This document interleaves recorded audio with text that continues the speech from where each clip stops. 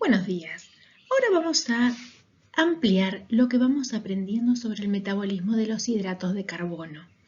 Ya conocemos lo que es la glucólisis, lo que son las vías de degradación de la glucosa y ahora vamos a ver cómo ingresan a nuestro metabolismo otros monosacáridos y otros azúcares que van a ser diferentes a la glucosa.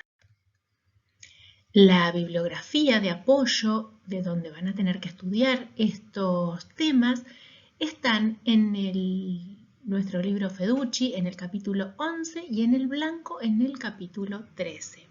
Es importante que todos los temas que vamos analizando en nuestra clase los reforcemos de la bibliografía. Repasemos un poquito. El ingreso de macromoléculas a nuestro organismo de parte de los alimentos y el metabolismo de cada una de estas macromoléculas provenientes de los distintos tejidos y de las diferentes vías metabólicas tienen un mayor nivel, un mayor tamaño, una mayor complejidad en el que encontramos todas estas moléculas como las proteínas, los ácidos nucleicos, los polisacáridos, los lípidos.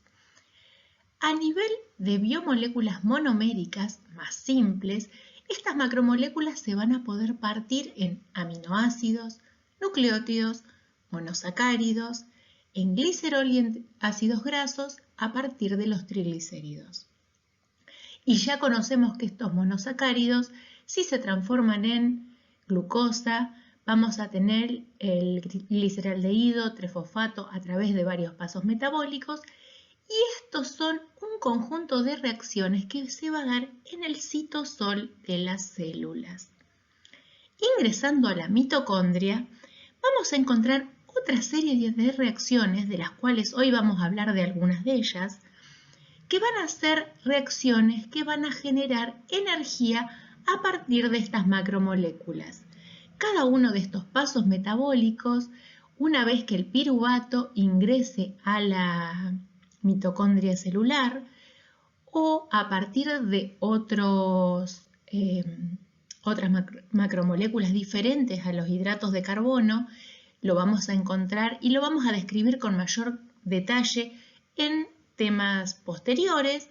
Vamos a ver que cada uno de estos va ingresando a la mitocondria y alimentando cada uno de estos ciclos metabólicos que van a tener como objetivo generar energía, degradar a compuestos muy pequeños estas grandes moléculas y vamos a obtener al final como compuestos químicos el dióxido de carbono, el agua y mucha energía disponible para otros procesos. Podemos observar que vamos a tener esa entrada de la vía glucolítica que ya conocimos y que ya vimos en la clase anterior, donde esto va a entrar como piruvato, sobre todo para alimentar este importante ciclo metabólico, que va a ser el ciclo de Krebs. Posteriormente, y con el NAD reducido y el FAD que se generó a partir de este ciclo de Krebs, vamos a poder alimentar esta etapa oxidativa final de nuestro metabolismo. Las condiciones en las que se dan cada una de estas vías metabólicas van a ser diferentes. Y vamos a ver que la etapa glucolítica podemos llevarla a cabo en aerobiosis o en anaerobiosis. Las etapas aerobias que utilizan oxígeno van a ser etapas con un mayor aprovechamiento de la energía, pero a través de procesos más largos. Por lo tanto, lo que vamos a tener es que en estas etapas el proceso debe hacerse de manera completa, más compleja y con consumo de oxígeno. En momentos metabólicos en los que la energía debe ser obtenida de una manera más rápida, existen pasos en el que se puede abreviar esta obtención de energía. La cantidad de energía obtenida va a ser un poco menor. Ya vamos a analizar exactamente cómo balanceamos y cuánto obtenemos de energía en cada uno de estos pasos, pero lo que podemos tener son vías anaerobias alternativas para poder utilizar la vía glucolítica y obtener energía a partir de los hidratos de carbono. El ciclo de Krebs y la etapa oxidativa siempre deben llevarse a cabo en forma aerobia.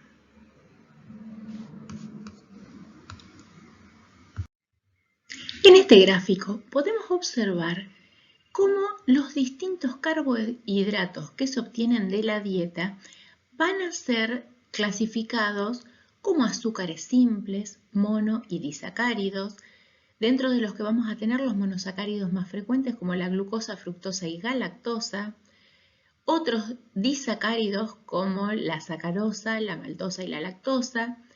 Dentro de los carbohidratos de cadenas cortas vamos a tener grupos como las maltodextrinas o la rafinosa. Esto lo vamos a encontrar en alimentos, algunos de preparaciones industriales y otros en cereales. Y también vamos a tener grandes polisacáridos como el almidón y las fibras. En este trabajo del British Journal, que se publicó en el 2015, se analizó la composición química en los distintos hidratos de carbono de cada uno de los alimentos disponibles en el supermercado. Y se observó, podemos ver en el primer gráfico, cómo los monosacáridos más predominantes en todos los alimentos eran la glucosa y la fructosa, donde vemos que la fructosa estaba presente sobre todo en las frutas, pero también estaba en los cereales, en otros vegetales y en algunas golosinas. Veíamos que la glucosa también predominaba en las frutas y también en las golosinas. Podemos ver en el segundo gráfico otros diferentes disacáridos que vamos a encontrar y sobre todo veíamos maltosa que está presente en los cereales de manera natural, lactosa presente en los productos lácteos y sacarosa en las golosinas. Esto es lo que habitualmente cualquier persona que consume una dieta variada va a estar ingiriendo en su organismo y van a ser necesarios metabolizar cada uno de estos azúcares en sus diferentes formas. Ya sabemos cómo metabolizar la glucosa, pero si queremos metabolizar todos estos otros azúcares en formas de disacáridos o monosacáridos, ¿cómo hacemos? ¿Por dónde ingresan? En este esquema principal podemos ver el eje de metabolización de la glucosa, que podemos llamarla la reina de los hidratos de carbono, porque va a ser como la columna vertebral de estos procesos metabólicos. Esta glucosa sabíamos que pasaba a glucosa 6-fosfato, a fructosa 6-fosfato, a gliceraldehído fosfato y esto llegaba a piruvato para ingresar al ciclo de Krebs. Pero ¿dónde van a entrar estos otros glúcidos? Vamos a ir viendo en un mapa más detallado dónde y cómo se integran cada uno de los otros hidratos de carbono a este esquema. Podemos ver que la sacarosa es un disacárido formado por glucosa y fructosa. La glucosa sabemos por dónde va, pero la fructosa va a través de la acción de una exoquinasa, similar a la que actúa sobre la glucosa, va a pasar a ser fructosa 6-fosfato. Y este intermediario metabólico ya puede ingresar en la vía de la glucólisis que ya conocemos. Por otro lado, por la acción de una fructoquinasa, puede formar fructosa 1-fosfato. y esta fructosa 1-fosfato se va a escindir por la acción de una fructosa 1-fosfato aldolasa en gliceraldehído y en dihidroxiacetona fosfato. Estos dos compuestos metabólicos van a poder originar por acción de las enzimas adecuadas, que van a ser la triosaquinasa o la triosa fosfato isomerasa, gliceraldehído 3-fosfato, y también volvemos a ingresar en esta vía glucolítica que ya conocemos. A partir de lactosa, que es otro disacárido presente en los alimentos, ¿qué puede pasar a través de una lactasa? Escindirse en glucosa, que ya conocemos su vía, y galactosa. Y acá tenemos una vía especial que vamos a retomarla al final de la cursada de este año, porque la galactosa, a través de una enzima llamada galactoquinasa, va a pasar a galactosa 1-fosfato, que por la acción de una UDP galactosa va a pasar a UDP galactosa, y esta va a pasar por la acción de una epimerasa a una UDP glucosa. En esta vía, estas tres enzimas van a estar relacionadas con una patología que se llama galactosemia, que es una intolerancia a los productos lácteos por imposibilidad de metabolizar de manera adecuada la galactosa, que se busca en los bebés recién nacidos para evitar el consumo de la galactosa en caso de tener esta falla enzimática. Y ya todo esto lo vamos a explicar en detalle al final de la cursada, no se preocupen. Es tema de más adelante, pero ya les digo que prestemos atención a este eje metabólico. El glucógeno también ya lo vamos a estudiar en detalle la próxima clase, pero les voy contando que es una macromolécula en la que vamos a obtener a partir de su metabolismo, una glucosa 1-fosfato. Y esta glucosa 1-fosfato va a poder integrarse a la vía glucolítica que ya conocemos. A partir de la manosa, por la acción también de una exoquinasa, vamos a obtener una manosa 6-fosfato que una isomerasa va a transformar en fructosa 6-fosfato para poder integrarla en la vía glucolítica. Entonces, a partir de este esquema, que lo encontramos en el Feducci, vamos a poder integrar otros monosacáridos y disacáridos en el metabolismo glucolítico.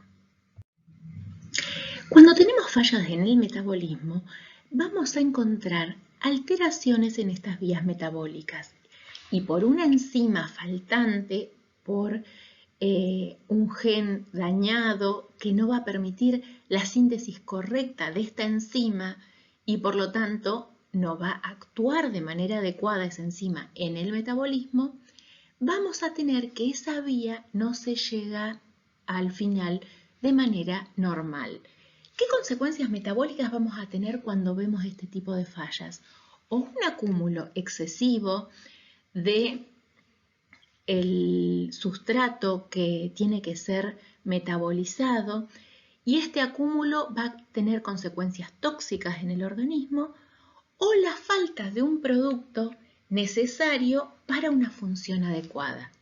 Recordemos estos ejes, y sobre todo el eje del proceso del metabolismo de la galactosa lo vamos a estudiar al final de la cursada.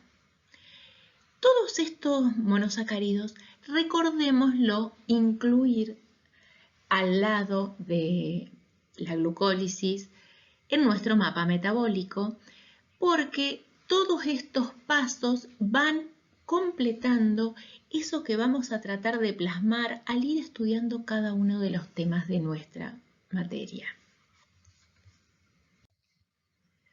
Seguimos adelante y vamos a ver otra ruta importante de otros monosacáridos que van a ser diferentes a la glucosa. Ya conocemos el eje de la glucólisis, pero hay otro grupo de pentosas, fosfato, que van a tener funciones específicas dentro del metabolismo y que no tienen que ver solamente con la glucólisis. Vamos a ver que esta ruta de las pentosas fosfato va a tener como objetivo generar un gran poder reductor que va a ser muy importante en la célula.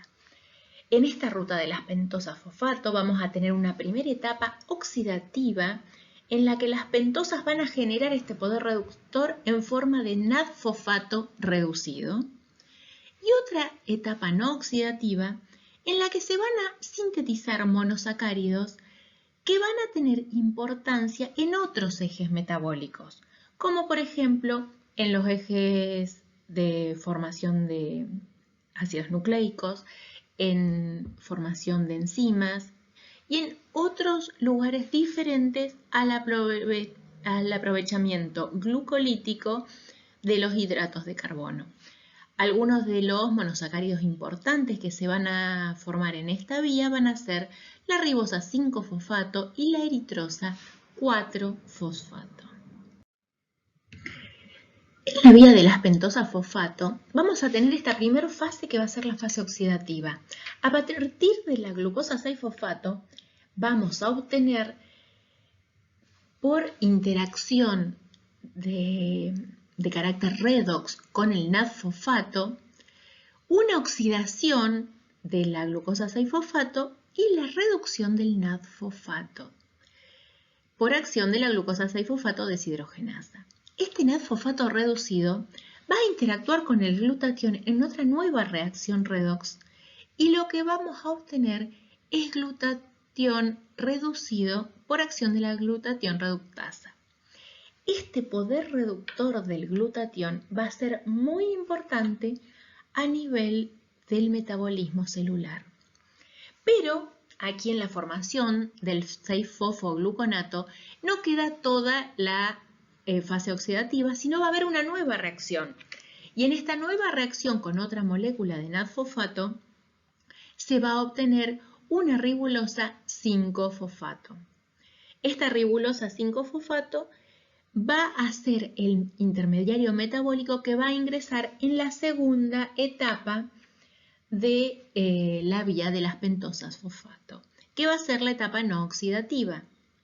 Y a partir de esta ribulosa 5-fosfato va a pasar a ribosa 5-fosfato y de aquí se va a generar esta cantidad de síntesis de otros productos importantes.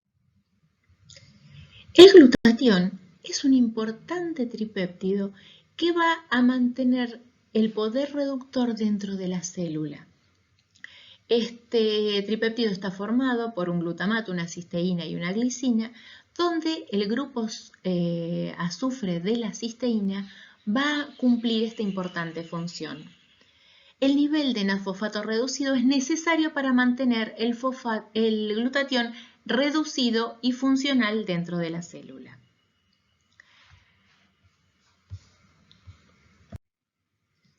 En esta segunda etapa de la fase no oxidativa de la vía de las pentosas fosfatos, vamos a ver que a partir del metabolismo de esta ribulosa 5-fosfato, que fue el último intermediario que se obtuvo luego de la reducción del NAD-fosfato, vamos a sintetizar otros monosacáridos importantes, como por ejemplo la ribosa 5-fosfato, que va a formar parte de los ácidos nucleicos.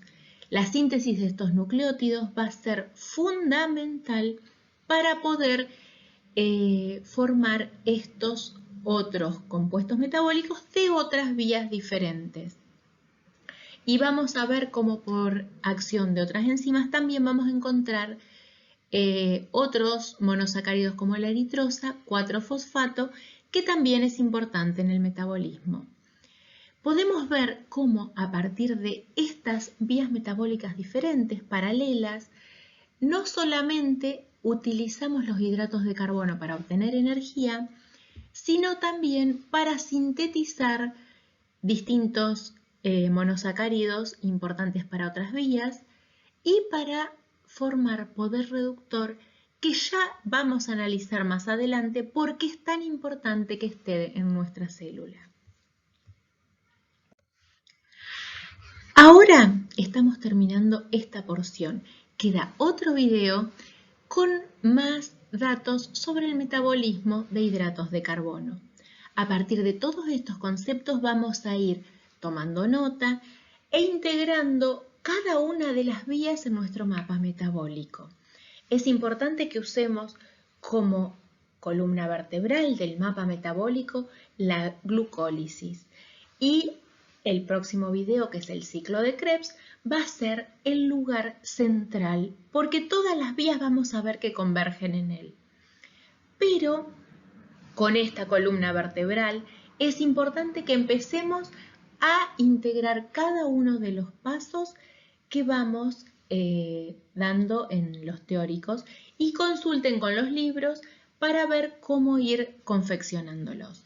No se vayan atrasando, es importante que ya puedan tener la parte que hemos visto hasta aquí para poder clase a clase integrar nuevos ejes metabólicos.